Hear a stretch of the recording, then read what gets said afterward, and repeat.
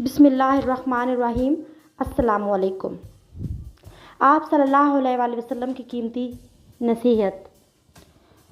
अल्लाह ताला ने जब कुरान करीम की ये आयत उतारी सूरत निसा में, जिसका तर्जमा है जब कोई बुरा काम करेगा तो उसकी सज़ा पाएगा। इस मौका पर हज़रत अबू बकर सिद्दीक़ रज़ी अल्लाह ताला अन्हु फरमाने लगे कि ए अल्लाह के रसूल, खुशी ख़त्म हो गई, इसलिए कि अल्लाह ताला ने फरमा दिया कि जिसने भी जो गलती कोताही की उसे उसकी सज़ा मिलेगी। ए अल्लाह के रसूल, इस आयत के बाद तो खुशी नहीं है। कौन है जो गलतियों से पाक है? गलती तो हो ही जाती है।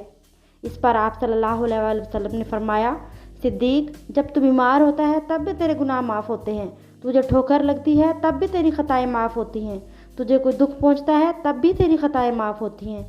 तेरी हर तकलीफ़ के बदले तेरी कोई ना कोई छोटी ख़ता माफ़ की जाती है, ताकि जब तू अल्लाह के पास जाए तो गुनाह से बिल्कुल पाक साफ़ होकर जाए। तिरमिज़ी शरीफ। अल्लाह ताला हम सबको हदीस पर अमल करने की तौफ़ीक़ अता फ़रमाए।